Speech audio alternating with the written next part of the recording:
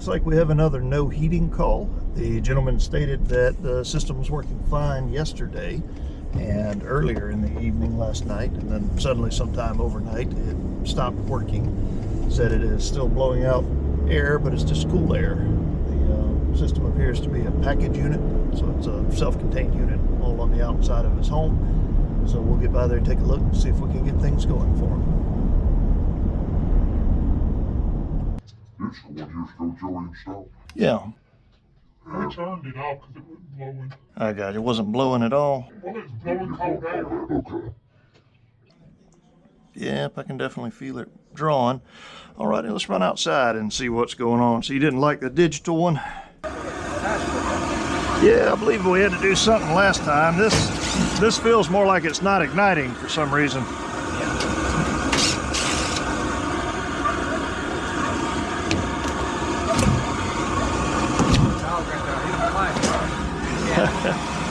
He's not a cat person.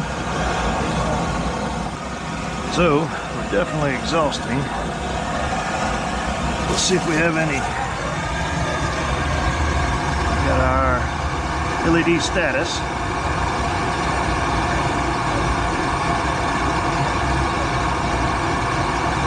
Just repeating 3.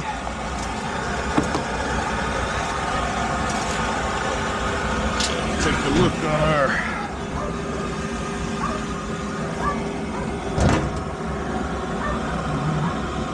pressure switch closed without inducer on. Inducer is on.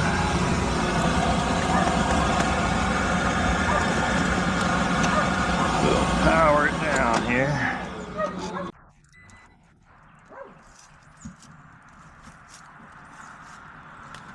I'm getting a little resistance through there.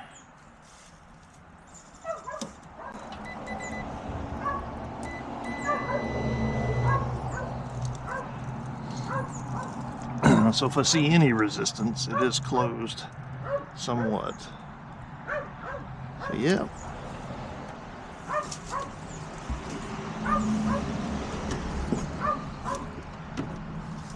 So we have a stuck pressure switch.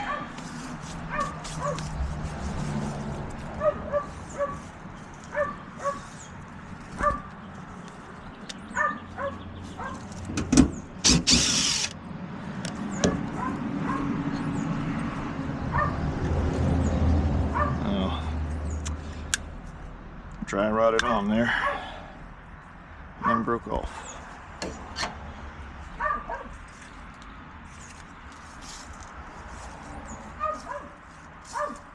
-3.3.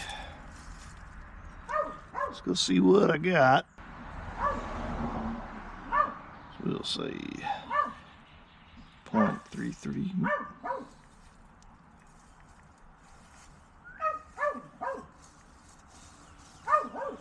Divided by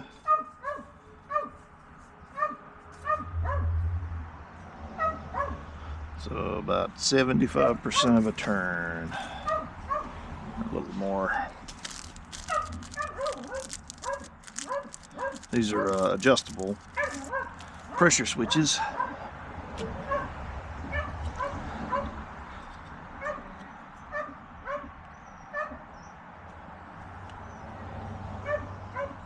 So full turn would be here. So we'll go to about here.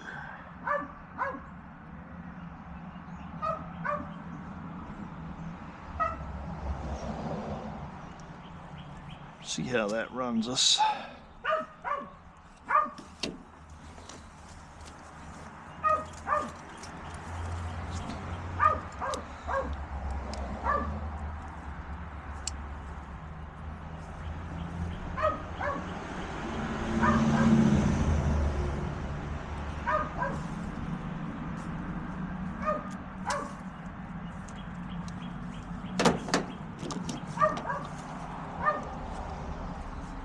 It's the high side and the low side.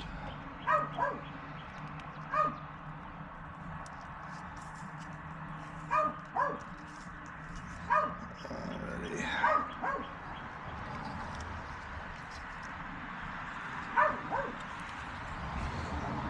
Now are common and are normally open.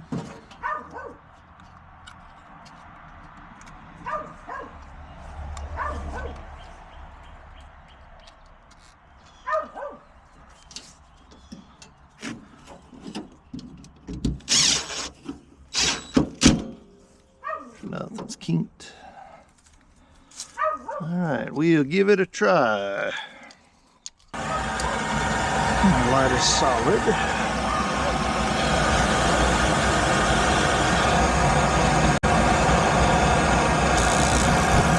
There we go.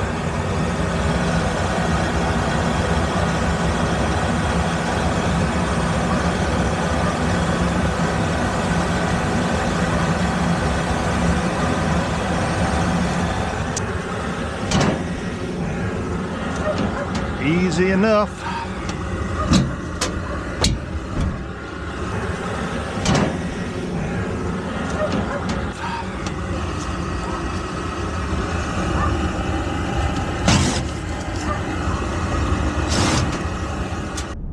There's an example of how our LED panels can save us if we read our little fault code. While it does not tell you exactly what's wrong, it can point you in the correct direction. In this particular case, it was a pressure switch that was faulty. The correct order of operations: the thermostat tells the unit to heat. The circuit board says, okay, let's turn on our induction fan to pull air through our burner compartment. As that happens, it causes a vacuum that, once it hits an appropriate level, will shut that switch.